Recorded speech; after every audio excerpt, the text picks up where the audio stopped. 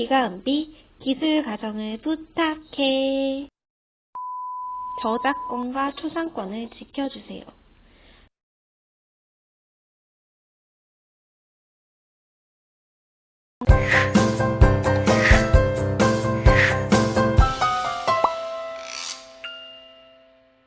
오늘은 청소년기 성적 발달 중에서 임신과 생명 탄생에 대해 공부하도록 하겠습니다.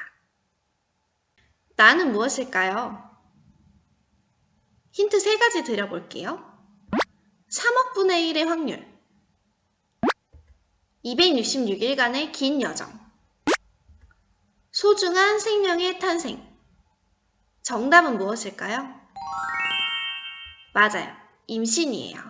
3억 분의 1의 확률은 일단 이전 시간에 배웠듯이 정자가 한 번에 2억에서 3억 개 정도 사정을 통해 배출된다고 했죠. 그래서 3억 개 중에 1개만 임신에 성공하기 때문에 3억 분의 1의 확률이고, 266일간의 긴 여정은 임신 기간과 관련이 있겠죠. 그리고 소중한 생명의 탄생은 너무 쉽게 아기가 태어나는 것을 의미하기 때문이에요. 그래서 오늘은 이 3가지와 관련된 임신에 대해서 배워보도록 하겠습니다. 임신이라는 단어를 듣고 생각나는 것이 무엇이 있는지 말해볼까요? 예시를 들어드릴게요. 일반적으로 이런 단어들을 떠올려서 친구들이 이야기를 해주곤 하는데요. 제일 많이 나오는 것은 아무래도 아기, 엄마, 아빠 이런 게 많이 나오고요. 그거 외에도 성관계, 구토, 고통 이런 다른 키워드를 이야기하기도 해요. 각 키워드들이 오늘 주제랑 무슨 상관이 있을지 한번 계속해서 얘기해 보도록 하겠습니다. 임신과 생명탄생 수업을 하다 보면 이 질문을 친구들이 많이 합니다. 선생님, 아기는 어떻게 생겨요? 여러분, 아기는 어떻게 생길까요? 항새가 아기 물어다 준다는 얘기 들어보셨어요? 정말 새가 아기를 물어다 주나요? 혹은 다리 밑에서 주워오나요? 이런 여러 가지 얘기들이 있지만 오늘은 이 질문을 임신이 뭘까요? 라는 질문으로 바꿔서 어떻게 아기가 생겨나게 되는지에 대해서 한번 살펴보도록 할게요.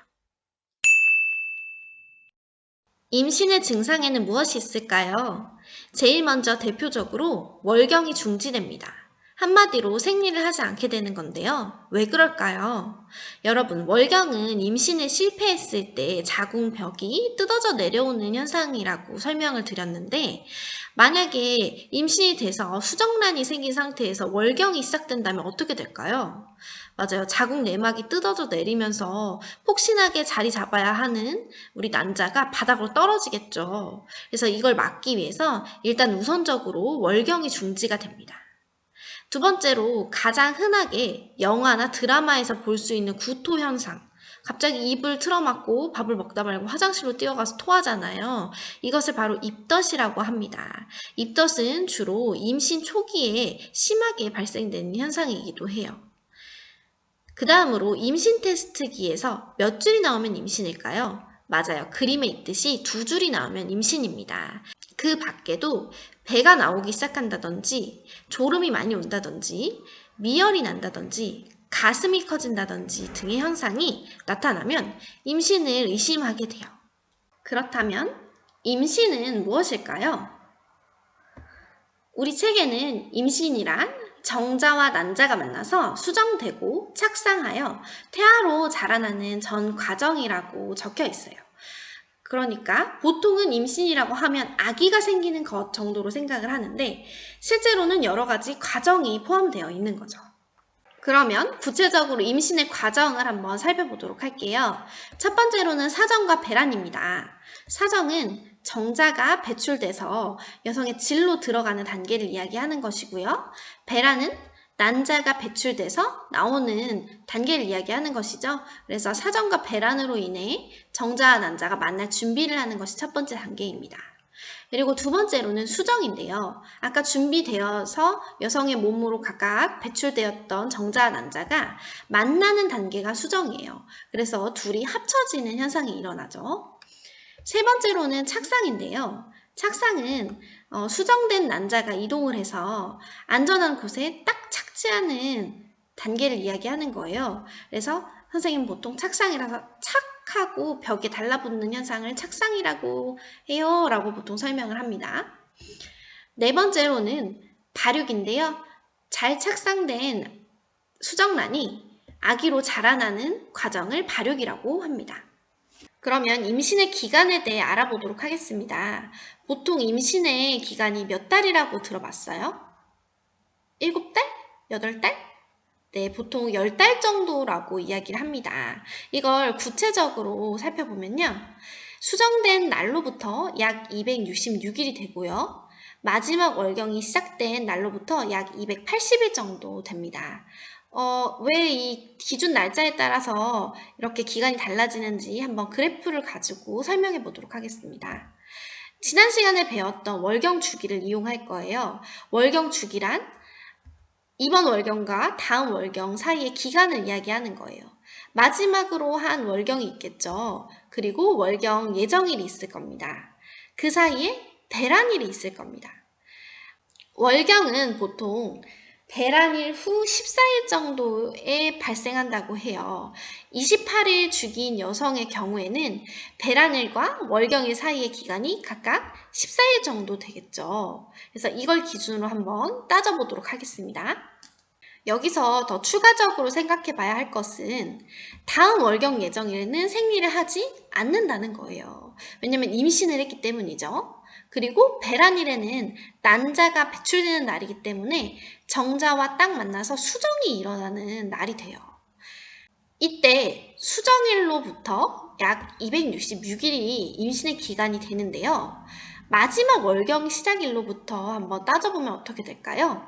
마지막 월경일은 배란일보다도 14일 전이기 때문에 14일 더하기 266일을 하면요. 마지막 월경일로부터는 약 280일이 임신의 기간이 됩니다. 그러면 왜 마지막 월경일로부터 임신의 기간을 따지게 될까요? 보통 여성의 경우 배란 현상이 일어났다라고 느끼는 경우는 거의 없습니다. 하지만 반대로 월경이 이때 시작됐네 라고 체크할 수는 있겠죠. 그래서 보통 임신 기간을 따질 때는 마지막 월경일이 언제인지 확인을 해서 그때로부터 기간을 따지게 됩니다. 그러면 임신의 과정을 좀 더 상세히 살펴보도록 하겠습니다. 먼저 첫 번째 단계에서 일어났던 것은 배란이죠. 배란은 난자가 난소에서 튀어나오는 현상이었어요. 그래서 이렇게 난소를 확대해 보면요. 난자가 배출되고 있죠. 이렇게 난소에서 성숙한 난자가 배출되는 단계를 배란이라고 하고요. 수란관에서 정자를 기다리게 됩니다. 그 다음에 그러면 그때 정자는 무엇을 하고 있을까요? 정자는 사정으로 인해 질로 들어오게 됩니다. 이렇게 난자 정자가 준비된 상태에서 수정이 일어나게 됩니다. 수정은 수란관 상단부에서 일어나게 돼요. 수란관은 이제 자궁의 양쪽에 있는 팔같이 생긴 관이죠. 여기서 정자와 난자가 만나는 현상을 수정이라고 하고요. 그 결과 수정란이 됩니다. 수정란은 수정된 난자라는 뜻이죠. 수정란은 계속해서 세포 분열을 하면서 자궁으로 이동해요. 점점 세포가 마늘처럼 쪼개져 가는 현상이 보이죠? 이것을 세포 분열이라고 해요. 그래서 수정란이 일단 되면 안전한 곳에 가가지고 세포 분열을 하는 것이 아니라 이동 중에 세포 분열을 계속하면서 이동을 하게 됩니다. 세포 분열을 마친 수정란은 착상 단계에 들어가게 됩니다. 착상은 자궁으로 이동해서 자궁 벽에 자리를 잡는 현상이에요. 그래서 선생님이 앞부분에 착하고 붙었다라고 설명을 했죠. 이건 자궁 내막에서 일어나요. 이 파랗게 표시한 부분이 자궁 내막이에요. 거기에 수정란이 자리를 잡게 되는데요. 이걸 좀 확대해서 보면요. 자, 여기 그림이 보이시죠? 이 그림에서 보라 색깔이 수정란입니다. 수정란이 이 옆에 자궁벽에 뿌리를 내리게 돼요. 그래서 완전히 파묻혀서 떨어지지 않도록 자리 잡는 것이 착상입니다. 그리고 마지막 단계에서는요. 발육이 일어나는데요. 여기 올챙이처럼 생긴 혹은 외계인같이 생긴 태아가 보이죠?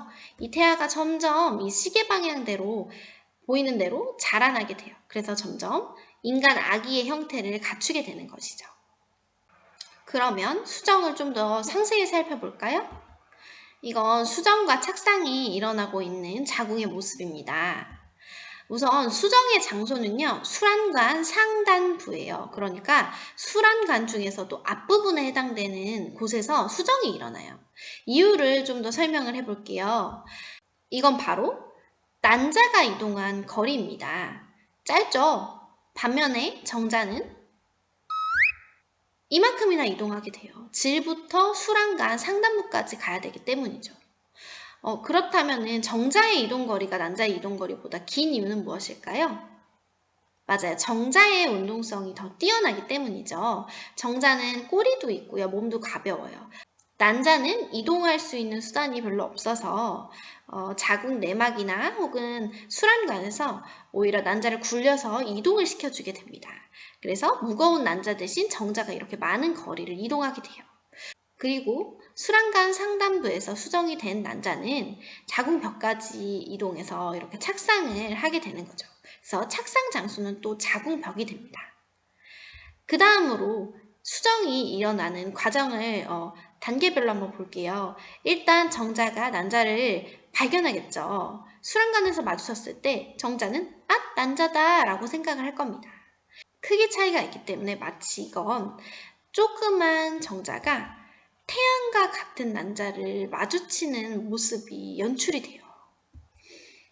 이 정자는 난자 안으로 들어가기 위해 노력을 하게 되는데요. 머리에 있는 물질로 겉에 있는 막을 일단 녹여야 안으로 쏙 들어갈 수가 있습니다. 여러 마리의 정자가 동시에 이 안으로 들어가려고 시도를 하겠죠. 이때 제일 먼저 막을 뚫고 들어가는 정자가 수정에 성공하는 정자가 되는 것입니다. 다음은 태아의 성장 과정입니다. 이렇게 임신 주차가 지남에 따라서 배가 점점 나오고 뱃속에 있는 태아도 성장하게 되는데요.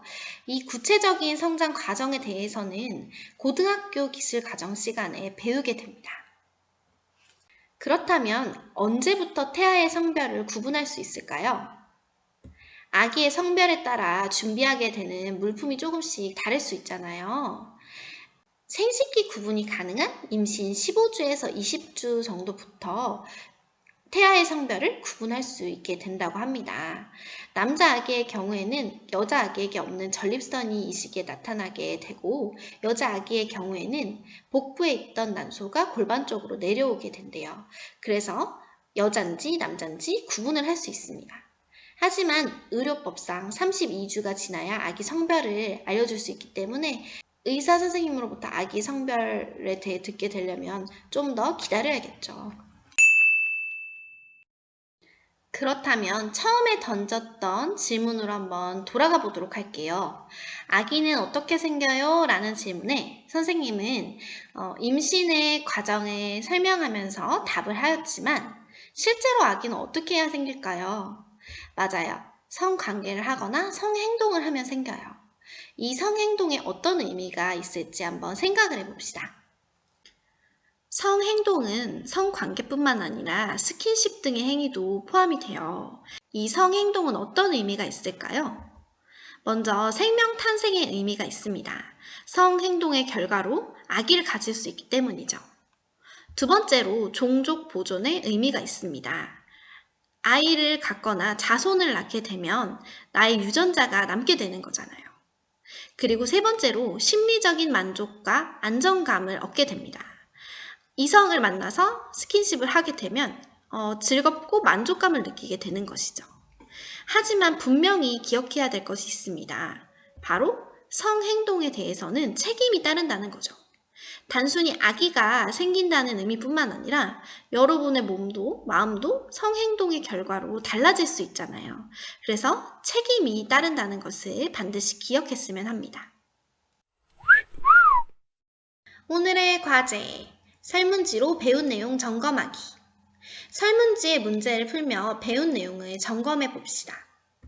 총 6문제고요. 앞과 조금 다른 것은 주관식이 1개 포함되어 있다는 겁니다. 이건 설문지 1에서 3번 문제예요. 혹시 설문지가 안 보이는 친구들을 위해 캡처를 해서 선생님이 첨부하였습니다. 1번은 주관식인데 주관식은 정해진 답이 없어요. 그래서 여러분이 임신하면 떠오르는 말을 적어보시면 됩니다. 다음은 설문지 4번에서 6번 문제입니다. 잘 모르겠으면 앞에 영상을 다시 보면서 답을 잘 찾아보세요. 선생님이 문제를 출제할 때 강의에 나온 순서대로 보통 문제를 내거든요. 그래서 앞에서부터 순서대로 살펴보면서 문제의 답을 찾아보시면 됩니다. 설문지를 다 작성했으면 꼭 해야 할 일. 마지막에 꼭 완료로 표시 버튼을 눌러주세요. 내 과제에 보면 완료로 표시 버튼이 있죠? 이걸 꼭 눌러야 제출한 학생으로 표시됩니다. 여기까지가 수업과 과제에 관한 내용이었고요. 질문이 있는 친구들은 교과방에 남겨주셔도 되고 여기 선생님 메일 주소를 띄워놨으니까 여기 메일에 남겨주셔도 됩니다. 오늘은 임신의 과정에 대해 배웠는데요. 임신은 수많은 정자와 이렇게 단 한 개밖에 없는 난자가 만나서 하나의 우주를 이루는 과정이라고 할 수 있어요. 이렇게 임신에 대해서 배우면서 여러분이 생명의 신비로움을 한 번 더 생각해 보는 시간이 되었으면 좋겠네요. 오늘 수업은 여기까지 하겠습니다. 다음 시간에 만나요.